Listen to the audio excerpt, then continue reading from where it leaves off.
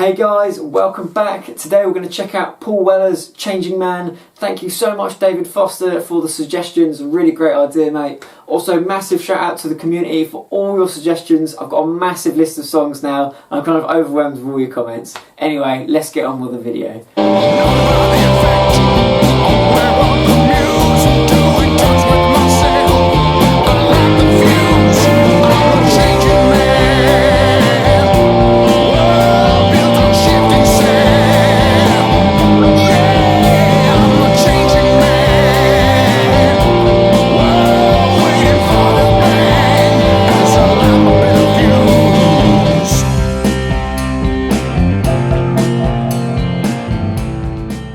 Right, so we're going to take a look at the main bulk of the song. It's the main riff that features throughout almost the entire song. It's the bit we're going to spend the most time practicing, and it sounds like this.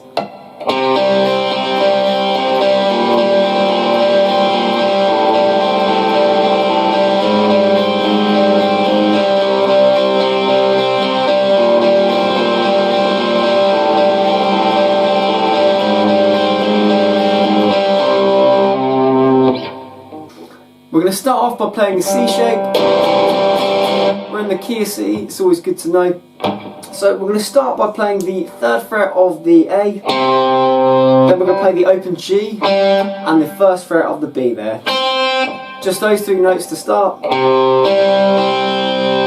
And we're going to play them just like that. We're going to play the root, then we're going to play the open G and then the 1st fret of the B there. And we're going to play that through twice. On the 3rd time we're just going to play the 3rd fret of the A and the open G. And then we're going to switch the bass note over. We're going to move the 3rd fret of the A down to the 1st fret. So now we've got the 1st fret of the A, open G and 1st fret of the B. And now I've got my middle finger there playing that 1st fret of the B. It's the exact same rhythm and same tempo and everything.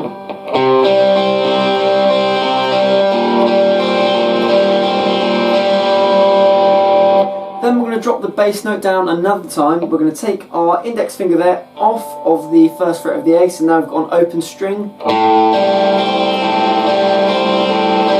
And you guessed it, same rhythm again. And what we do here is, when we change from the 1st fret of the A to the open A, it's usually quite a good idea for us to switch our middle finger from the 1st fret of our kind of B there over to our index finger. And the reason we do that is because the next kind of bass note we've got to play is a bit of an awkward one. It's G sharp, it's a bit of a stretch to go, and it's a bit tricky or borderline kind of impossible to do with your middle finger. So I like to change over to my index finger there, so we've got maximum kind of reach. Don't be, disheartened if it takes a little bit of practice to get that one right. It's quite a tricky one to do. Anyway, the riff is going to sound like this.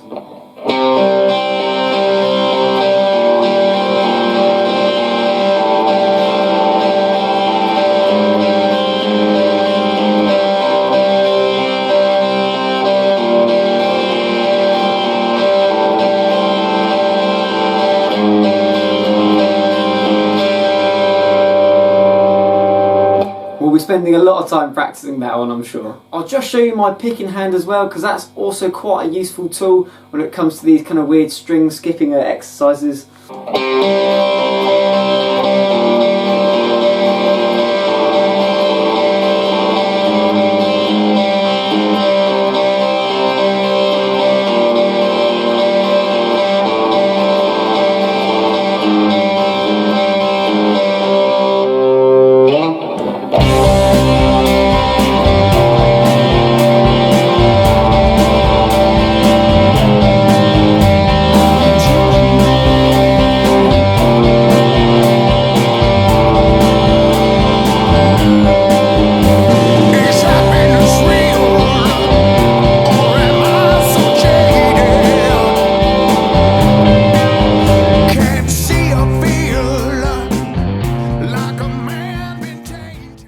There's also a bit of lead guitar we can play alongside that kind of main riff, and it sounds like this.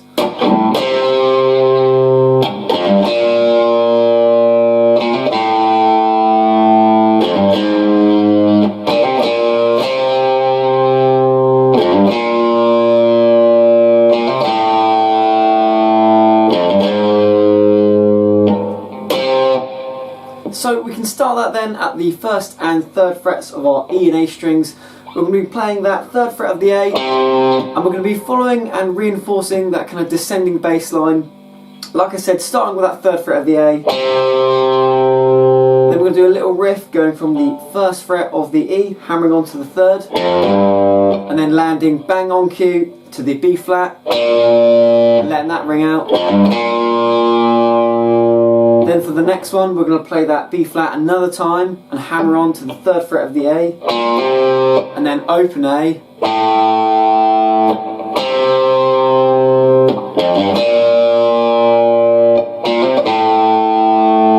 And the last one then, we're going to go to the 1st fret of the E, hammer on to the 3rd fret, and then slide one up to 4th, that G sharp. And then we can either wait for the riff to start again and join it back where we did before, or we can do a bridging riff. And that's a classic, going from, 1st fret of the A to the 3rd, back to the 1st. And you can either hammer on and pull that off, or just play them individually.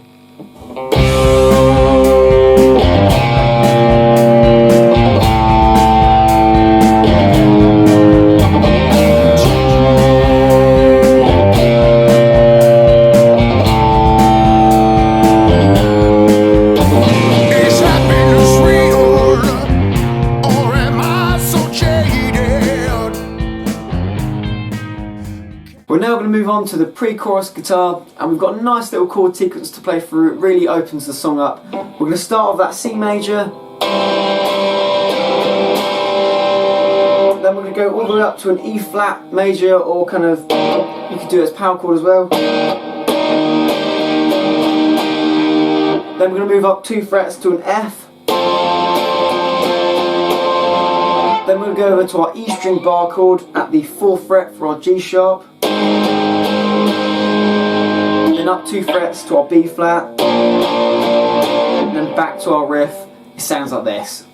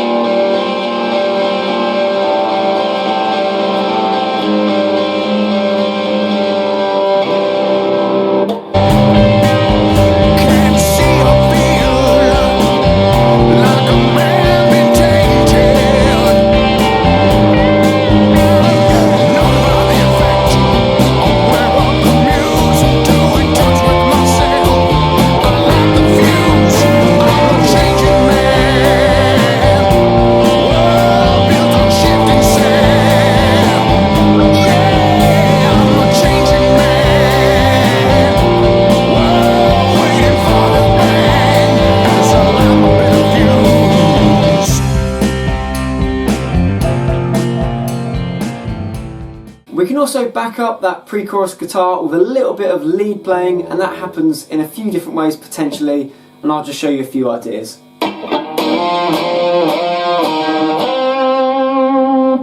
Here's another idea.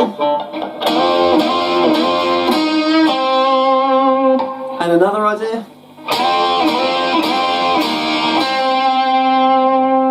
So for the first idea then, we're doing octaves at the 6th fret of the A, 8th fret of the G, and we're going to slide up 2 frets, so we're going to the 8th and 10th frets now.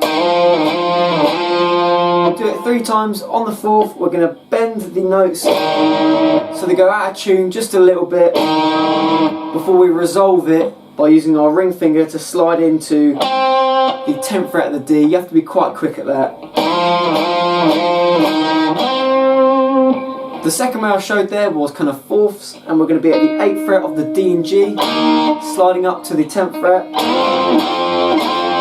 And again, on the last time, we're going to bend that 8th fret of the G there just on its own, just a little bit, and then resolve it to the root.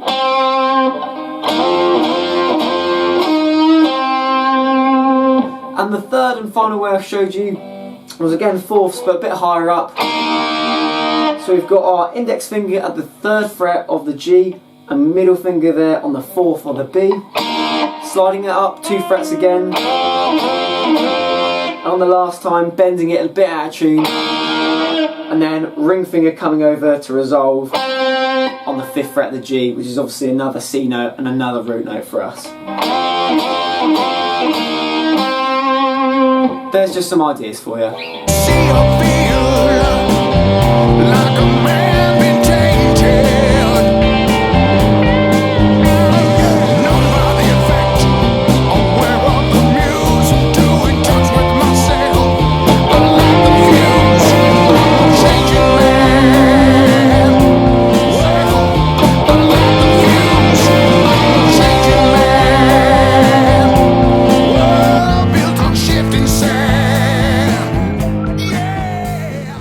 We're now going to talk about the solo, and it's really bluesy, with Weller's take on lead guitar is somewhat reminiscent to, you know, Cream's White Room with that kind of descending bass line blues thing. A lot of experimentation going on there, really interesting. And you know, with that in mind, we're going to keep it quite open to interpretation.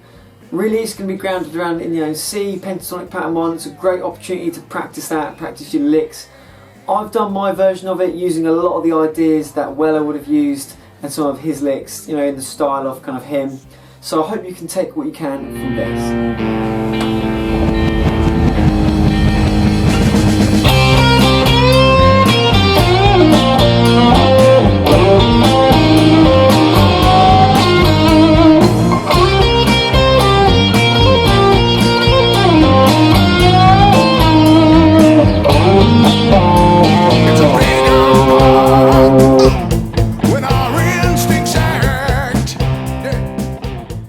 We're now going to move on to the bridge/outro. This part can be heard just after the solo and also, funnily enough, at the end of the song. It goes like this.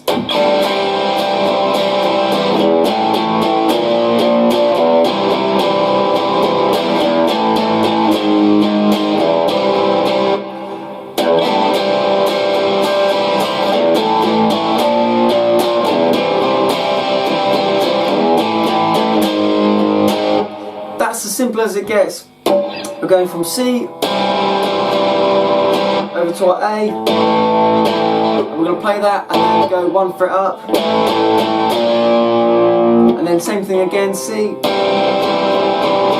back to the A, and then slide down 1 fret, and we're simply just going to repeat that progression again and again.